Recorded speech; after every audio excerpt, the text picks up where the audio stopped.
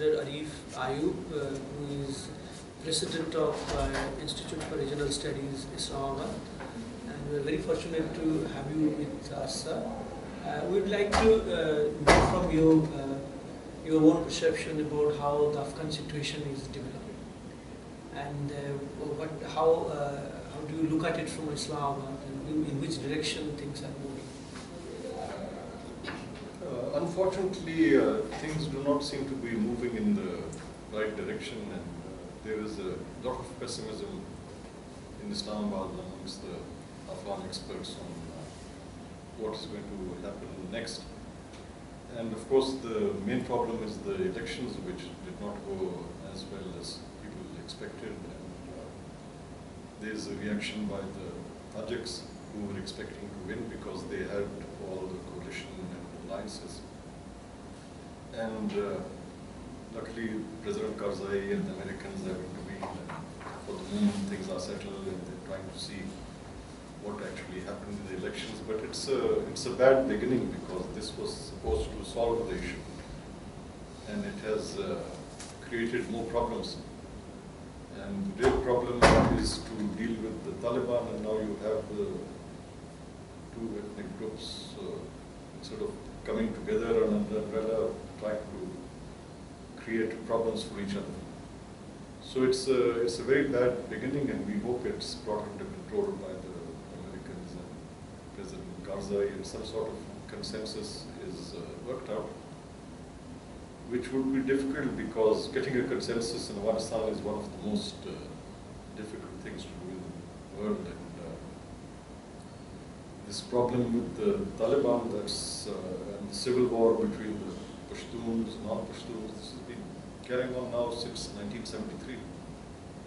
Initially it was a reaction against Pashtun domination, and now it's a reaction against Tajik domination. So unless there is some sort of balance which represents the ethnic composition in Afghanistan, and some sort of federal type of order, it would be very difficult to see things settling down in Afghanistan. How do you look at the Taliban's role in the evolving political dynamics in Afghanistan? And is reconciliation possible? And what kind of role Pakistan is playing in bringing Taliban along? Since the emergence of the Taliban as a movement, we've been trying to arrange some sort of reconciliation firstly with Ismail Khan, then with the Hazaras, then with Dostal, but nothing has worked. It's like bringing oil and water together. So unfortunately, with this next 10, 13 years of warfare, things seem to have got worse, and the Taliban, especially the younger cadres, have become even more radicalized. So my guess is that it would be even more difficult to bring this reconciliation. Americans are trying, and Karzai is trying, but so Ashraf Ghani, if he wins, he would be more best suited to try and work out something. As an anthropologist, he knows how to deal with tribal issues and with the tribal people. And of course, we're all Afghans, so that is an advantage, because the social, cultural complexity of the issue differs from each province. So unless you're an Afghan, you can't really understand the tribal factors involved, which is something only an Afghan can do, because it's not just tribe, then it goes into the clan level as well. So that it's impossible for an outsider to know what to appreciate. So we hope that Ashraf Ghani will be able to manage something better than the rest of us.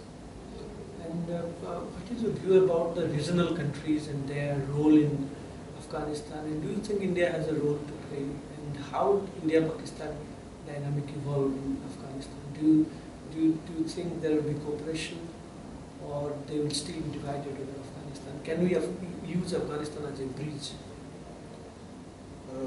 That is our hope, but it's not working out.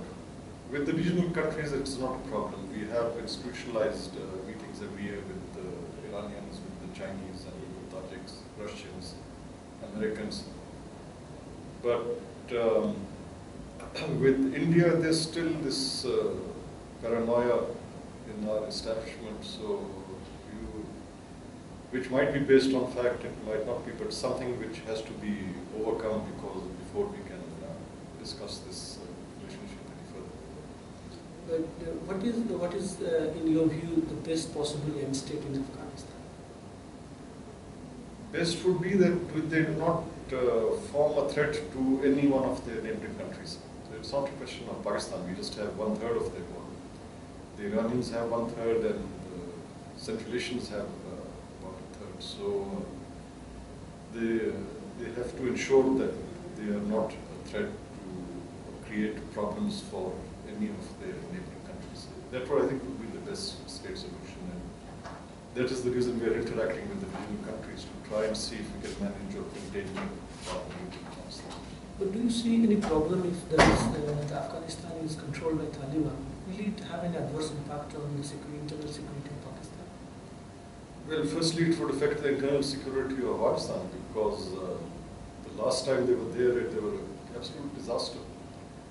For Pashtun areas, it was okay. They represented them, so it was not a problem. But the other ethnic groups, there was a lot of killing, almost amounting to ethnic cleansing and genocide. So it was not a good time for the other ethnic groups. Now it seems that the other ethnic groups are quite strong enough to resist the Taliban. So it would be difficult for them to move out of the Pashtun areas. So that is one advantage of the US presence, that it has built up the other non-Pashtun Afghan groups. And we are maintaining contacts with all of the ethnic groups in Afghanistan, because that is the only way to move forward and to ensure national reconciliation. Is there in Pakistan an appreciation of India's involvement in Afghanistan, and especially in the developmental areas related to development? Yes, on the development side, you are one of the few countries which has done extremely well, and you can see the examples in Kabul every day when you're driving, and especially the roads you built, and the dam you're trying to build in Herat. So the development side has been really appreciated. That's never been a problem. Thank you. It was a pleasure talking to you, Ambassador. Thank you. And I hope you will come again to this. Definitely, it's very kind of you. Thank you. Thank you.